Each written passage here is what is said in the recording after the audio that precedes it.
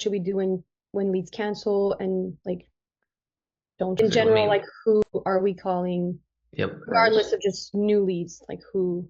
Just yeah, anyone. Like if you think Okay. about like an average day of you guys appointment setting for this offer, like what leads do you call in the day?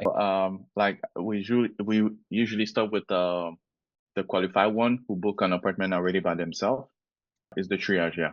And after that, it'll be like hot follow-ups. Like if we have hot follow-ups, let's say to call, let's say in a specific time. And Mhm. after that, it will be new leads. And at the end, it will be like old leads. Got it. Okay. So you guys clearly have like an idea of a priority list, which is good. So that's the most important place to start from. And then from there, what I would want to do is figure out ultimately where I can be organized through the day. I always set up at least an hour of admin time per day.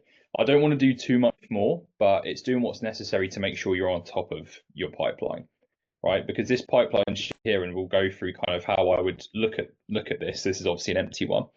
But as far as the calendar, I'm always looking at where my time and attention is going.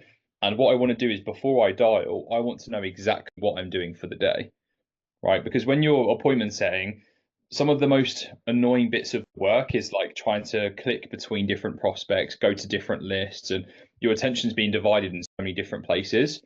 The way that I look at this role is that you need to make sure a lot of your actions are unconscious. And the only times where you're conscious is really when you're actually on the calls, right? Because the reality of this role is you're going to hear dial tones most of the day.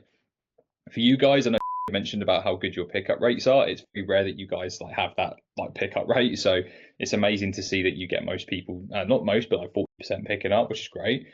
But you need to make sure ultimately that you have the time set aside where you know exactly what you're doing for the day. And then all you do is you have your focus on the conversations in between all the activities because it's all done for you, right? So I would always want to plan my weeks like having the block specifically.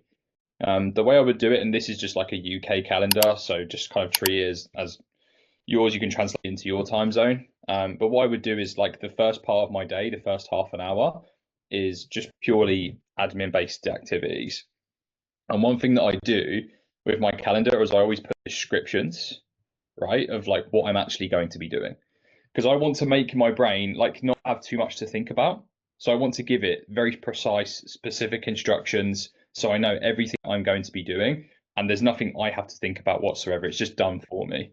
Because naturally, the human brain, we're quite lazy. We always want to look for efficiency, right? In my sense, I would say that I'm lazy. I'm always looking for things to be efficient with, things that I can outsource in order for me to be effective at what I love doing the most, right? And as appointment says, you want to be focusing on that as well, which ideally it's just taking the calls, having the conversations, right? But it's hard to enjoy those when you're bogged down by like clicking in different directions and not knowing what leads to hit and stuff like that. That's another stress of the role. So as far as admin, the way that I break it down is very straightforward. The first thing I do is I check my current numbers, right? So you guys have like a dashboard of how many sets you've done, who showed up, who's closed. I think you've started to track that a little bit more now.